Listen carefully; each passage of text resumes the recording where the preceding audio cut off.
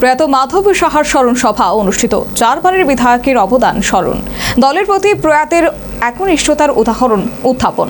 আক্রমণের মুখেও আদর্শচ্যুত হননি নেতা।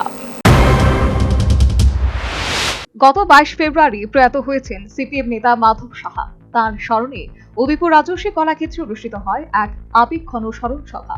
উপস্থিত ছিলেন সিপিএম এর রাজ্য সম্পাদক তথা বিরোধী দলনেতা জিতেন্দ্র চৌধুরী, প্রাক্তন মুখ্যমন্ত্রী মানিক সরকার, দলীয় কেন্দ্রীয় কমিটির সদস্য রতন ভৌমিক, নরেশ জমাতিয়া সহ একাধিক নেতা। স্মরণ সভায় বক্তব্য রাখতে গিয়ে জিতেন্দ্র চৌধুরী বলেন, মাধব সাহা ছিলেন সংগ্রামী নেতা। 4 বার উদয়পুর মাতাবাড়ি কেন্দ্রের বিধায়ক হয়েও তিনি কখনো সাধারণ মানুষের সংস্পর্শ ছাড়েননি। মানুষের দুঃখ কষ্ট ছিল তার রাজনীতির মূল ভিত্তি। জোট সরকার হোক বা বর্তমান শাসনকাল, বারবার আক্রমণের মুখে পড়েছেন তিনি।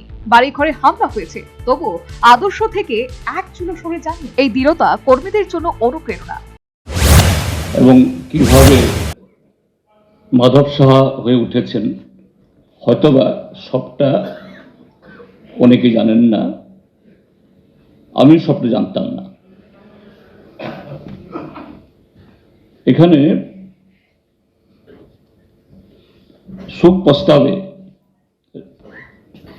কয়েকটা খুব গুরুত্বপূর্ণ কথা এখানে আজকে এই উল্লেখ করা হয়েছে যে মাধব সাহা তার এই সংগ্রামী জীবনে বহু ক্ষেত্রেতেই এই উদয়পুর মহকুমাতে প্রথম ছিলেন। ছাত্র আন্দোলনে হয়তোবা তার আগে আরো অনেকে এসছেন, মানিক দত্ত ছিলেনই উদয়পুর মহকুমাতে, কিন্তু ছাত্র ফেডারেশন গড়ে ওঠার পর তিনি প্রথম সম্পাদক।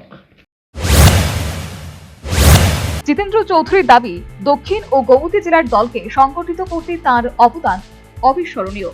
এমন সময় তার প্রয়াণে দলের বড় ক্ষতি। আগামী দিনে তার আদর্শে অনুপ্রাণিত হয়ে সংগঠনকে আরো শক্তিশালী করার আহ্বান জানান তিনি। সভায় উপস্থিতির সংখ্যা ছিল লক্ষণীয়।